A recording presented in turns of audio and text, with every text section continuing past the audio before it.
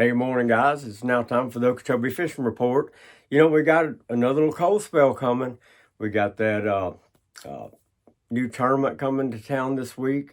I think those guys start practicing today in the dual threat tournament. New, kind of new format. So curious to see how all that turns out. But I got some tips for the guys that are fishing that tournament. Now, I mentioned yesterday, it's really, really good to get a long range forecast. Know what it's going to do next weekend. That's going to help you plan, how you fish, the speed that you fish. We're going to talk about speed this morning because there's been some situations where, you know, you have to really, really slow down. And a gentleman asked me one time, can you fish too slow?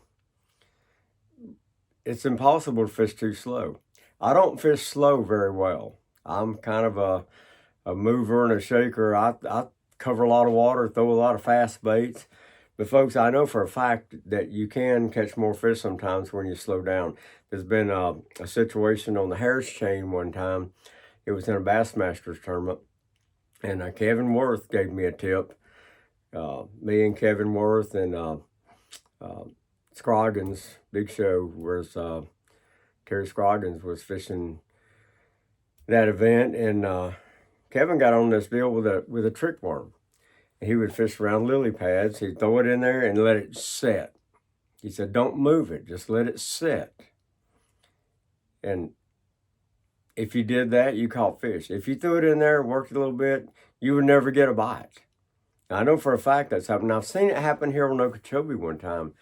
I fished I think it was a red man tournament years ago, and me and the gentleman that I was fishing with, it kind of got on it by accident. I threw my worm out in this little trail. It was a big 10-inch red shad worm, and there's a little trail coming through the semi-grass. I threw it out there middle of the day, and it was hot, and I went to get me something to drink out of the cooler. Just leave my rod down. But when I got up there, I had a fish on. So we started fishing very, very slow, and and it was amazing. You couldn't fish it too slow. Now, here's my tip. If you got an area there's fish in, I'm going to keep this short and simple. It's one of the spawning areas, and there's fish in that area, and you're not getting any bites the way you've been traditionally fishing, throw your worm out there. I like the worms that stand up.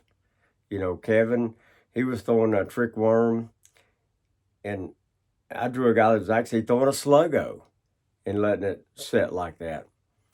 And but anyway, throw your worm out there and lay your rod down. Put the power poles down and lay your rod down.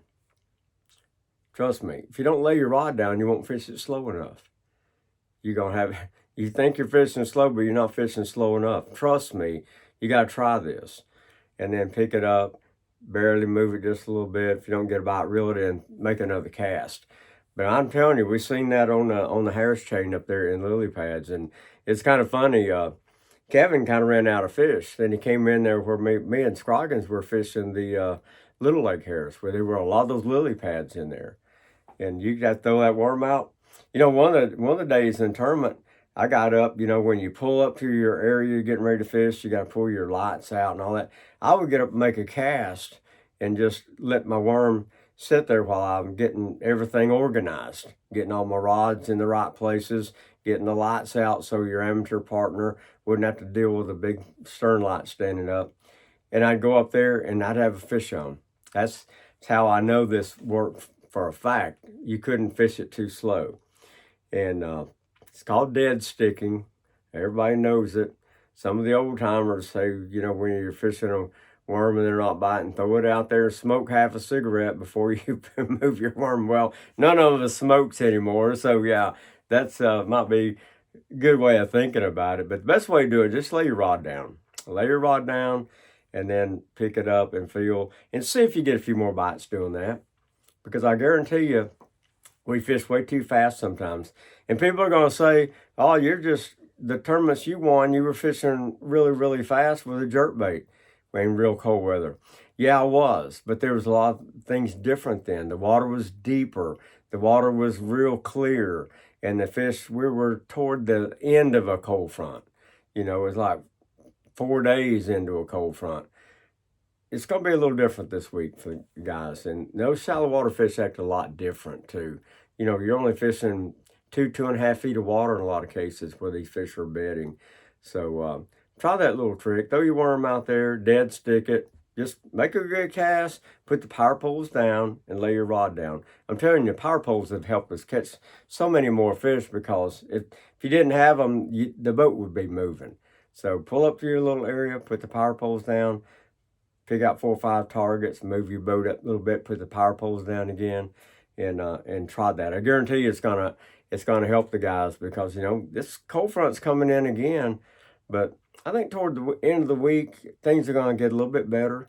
But maybe fishing pressure is gonna cause you to have to fish a little slower too. Might not be the cold as much as, you know, the lake's getting a lot of pressure right now. A lot of tournaments on the lake, and we got to think about all these things that get us some fish. And just remember, you only need 5 bites. You only need 5 fish. And if you can get 10, 15 fish on days when they're not biting very good, oh, you're going to be one step ahead of the guys. But anyway, if you want me to get in the boat and ride along with you, call Deb, 239-560-2704. I've been doing a lot of that lately. I'm really, really enjoying that. The next time I have a real 2 or 3 days of calmer weather, I got a gentleman I fished with the other day, and he's going to come over, and we're going to go out in the middle of Lake Okeechobee and fish. But you can't do that when you got wind. You know, you got a lot of wind. Had a lot of wind the other day. I'm sure some of the water stirred up. But you got to remember, the middle of this lake is rock and shell. There's no muck out there. No muck out there at all. It's all rock and shell. That's a whole nother story I can tell you right there. I know for a fact that's the bottom of this lake is made up of rock and shell. And the only time you get into the mucks when you get around the areas where the grass are. But anyway, got to thank Okeechobee County. They got some great events coming up. Visit OkeechobeeCounty.com.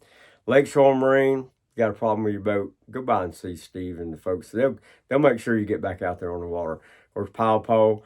You can't do it without power poles. Folks, use them. Put them down and fish very, very slow during these cold fronts. Clueless Golf Course, playing golf this morning. So I plan on taking the money from some of my buddies this morning. Joey and Jordan State Farm Insurance, the bait station, North Fort Myers, K&M Drugs, still hadn't got my flu shot yet. And Pogie's Family Restaurant, RV1 Mobile Repair. If you got a problem with your RV, give these guys a call. RV1 Fix My RV. Guys, until next time, I'm going to give you a little better report probably tomorrow.